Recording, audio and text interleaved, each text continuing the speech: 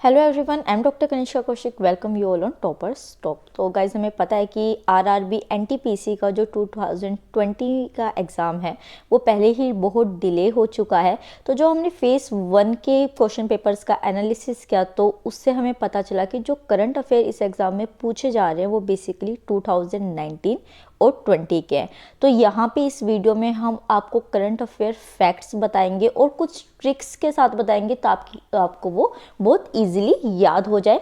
तो first thing कि मैं आपको ट्रिक्स के साथ या फिर एक छोटी छोटी जो है चीज़ों के साथ उस करंट अफेयर को बताऊंगी, तो उसको कोई भी अपने ऊपर पर्सनली नहीं लेगा। अगर किसी के स्टेट के बारे में या फिर किसी तरीके से मैं आपको समझाने की कोशिश कर रही हूँ, उसी के साथ जो है हम लास्ट में आपके लिए क्वेश्चन भी देंगे ताकि आप अपने आप को टेस्ट कर सके कि आपकी प्रिपरेशन जो है वो किस लेवल की है। तो चलिए वीडियो को शुरू करते हैं।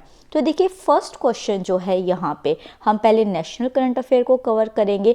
तो यहाँ पे पूछा गया है कि किस राज्य ने स्टार्टअप, ई कॉमर्स और अन्य कंपनियों को बढ़ावा देने के लिए डिजिटल इकोनॉमी मिशन को मंजूरी दी है। तो देखिए, यहाँ पे किसकी बात हो रही है? डिजिटल इकोनॉमी मिशन की बात हो रही है।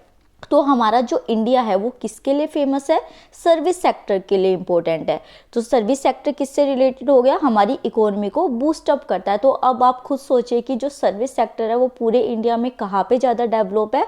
बेंगलुरु के अंदर है। वहाँ पे सर्विस करने जाते हैं, कॉमर्स से रिलेटेड जो भी सर्विस होते हैं।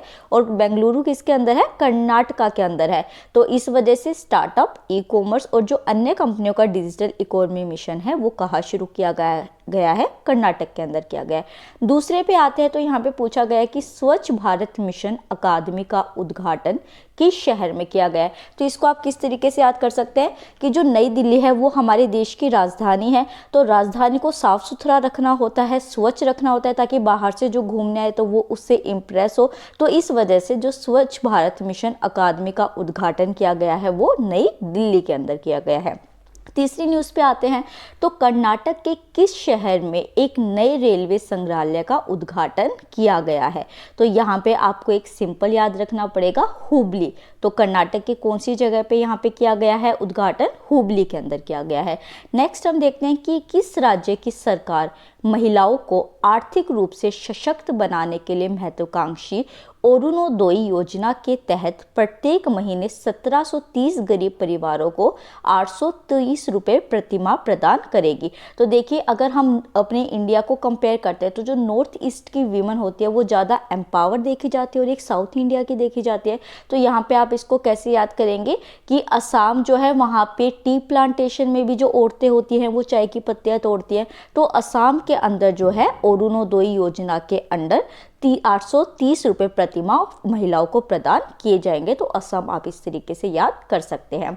नेक्स्ट आते हैं यहाँ पे, तो ये जो है ये थोड़ा सा कट हो गया है। ये आनंदीबेन पटेल के बारे में पूछा गया है कि आनंदीबेन पटेल जो है उनको किस राज्य के राज्यपाल के पद पर का अतिरिक्त कार्यभार सौंपा गया है? तो अब वो मध्य प्रदेश की बन गई है। पहले वो कहाँ की थी वो आप कमेंट सेक्शन में बताइए।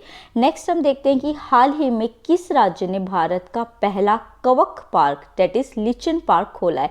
तो आप देखिए, अगर आपने साइंस पढ़ा होगा अपने एनटीपीसी के लिए फैक्ट्स पढ़े होंगे, तो लिचन जो है वो कहाँ ग्रो होते हैं? जहाँ पे बहुत ही सफाई होती है, नेचुरल इन्वायरमेंट होता है।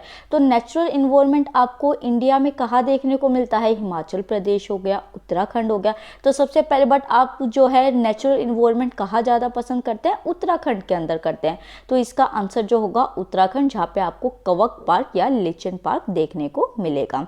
नेक्स्ट देखते हैं, केंद्रीय कानून मंत्रालय की हालिया घोषणा के अनुसार लोकसभा और विधानसभा चुनावों में पोस्टल बैलेट के चयन के लिए मतदाता की न्यूनतम आयु सीमा।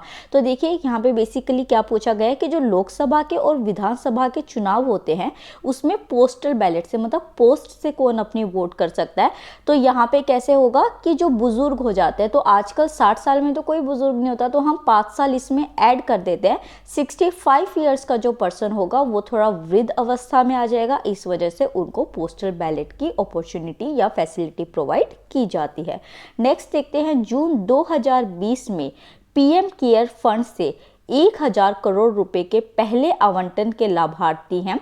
तो इसको आप सिंपल से याद करेंगे कि जून में क्या हुआ था किस चीज़ को लेके बहुत ज़्यादा इशू उठ रहे थे कि जो मजदूर है, श्रमिक है, उनका अच्छे से ध्यान नहीं रखा जा रहा है। तो इसी वजह से जो पीएम केयर फंड था उसके 1000 करोड़ किसके लिए दिए गए? प्रवासी श्रमिकों के लिए दिए गए। जैसे बिहार साइड से, उत्तर प्रदेश साइड से या फिर बंगाल साइड से दूसरी जगह आके काम कर रहे थे, उनके लिए ये आवंटन किया गया था। नेक्स्ट देखते हैं कि हाल ही में भारत ने किस देश के उच्चयोग में कर्मचारियों की संख्या 50% कम कर दी है? तो वो है पाकिस्तान। तो भारत जो है वो बार बार पाकिस्तान को ये जताता रहता है कि आप अपनी एक्टिविटीज़ गलत कर रहे हैं, तो यहाँ पे ये स्टेप भारत के थ्रू लिया गया है पाकिस्तान के लिए।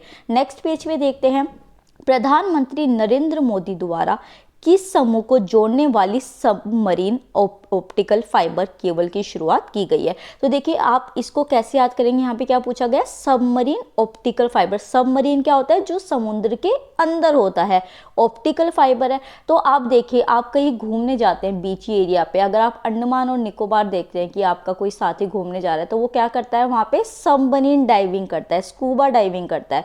तो अंडमान और निकोबार में इसी तरीके से सबमरीन ऑप्टिकल फाइबर लगाया जाएगा, जो कि एक कनेक्शन प्रोवाइड करेगी। तो इसको आप इस ट्रिक से याद कर सकते हैं। नेक्स्ट देखते हैं, किस भारतीय पत्रकार को राजनीतिक रिपोर्टिंग के लिए प्रेम भाटिया पुरस्कार का विजेता नामित किया गया है? तो ये एक सिंपल फैक्ट है, ये आपको खुद याद करना पड़ेगा, जिसका नाम है दीपांकर घोष।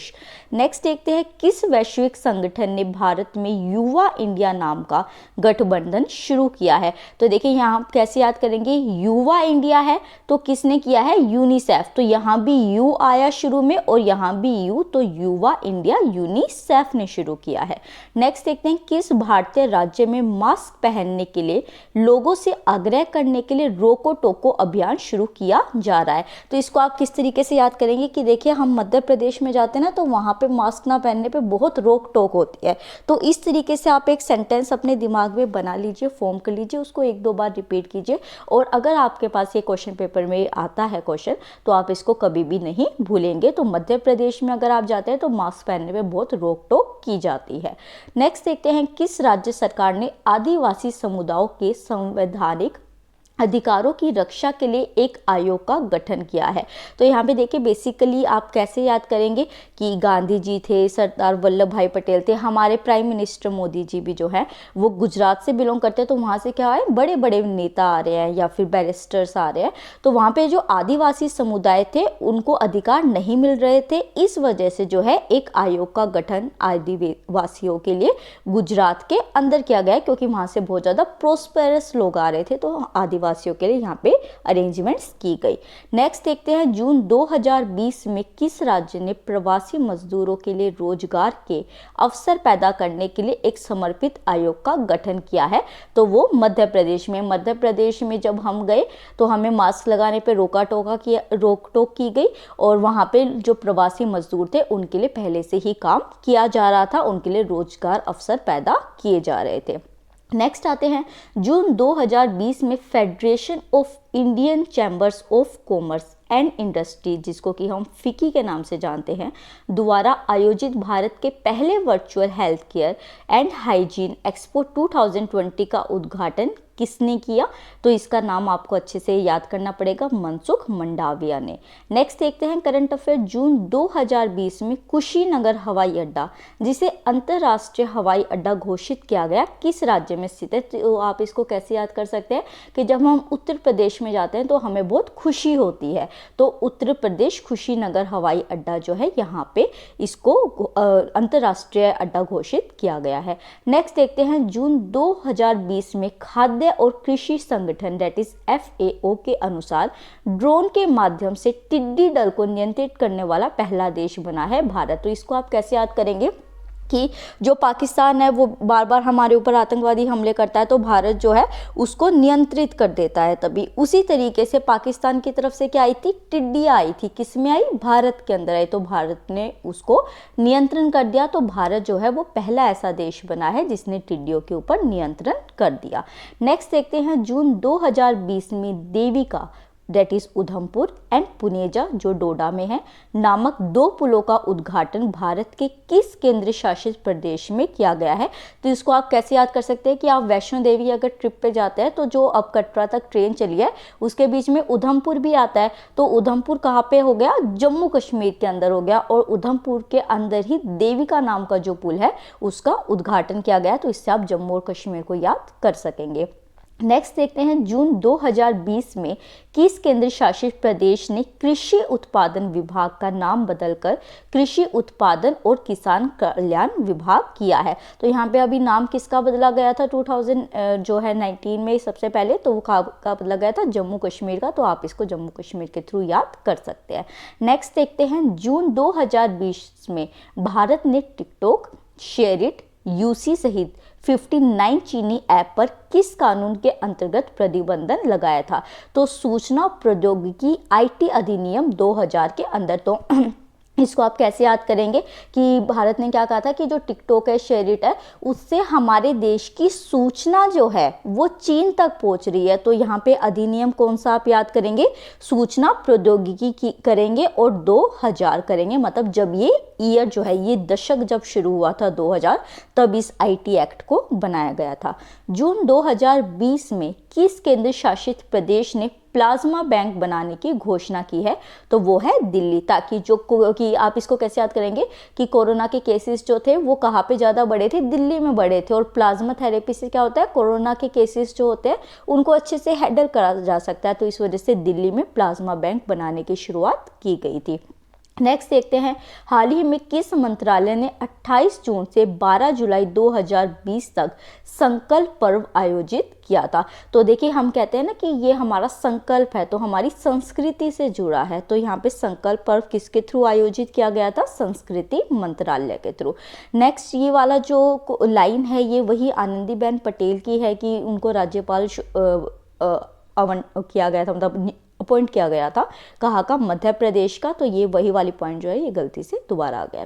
नेक्स्ट देखते हैं, जून 2020 में महानदी कोलफील्ड्स लिमिटेड ने किस राज्य में 60,000 करोड़ रुपए की निवेश की योजना तैयार की। तो महानदी कहाँ से बहती है, ओडिशा से बहती है, तो इसका आंसर क्या होगा, ओडिशा। नेक्स्ट देखते हैं, केंद्र सरकार ने जून 2020 में आपदाओं से हुए नुकसान की क्षतिपूर्ति हेतु वित्तीय मदद किस कोष के जरिए जारी की थी। तो देखिए, आपदा से रिलेटेड है, तो आपदा के लिए हमारे देश में कौन सा कोष होता है, राष्ट्रीय आपदा प्रतिक्रिया कोष।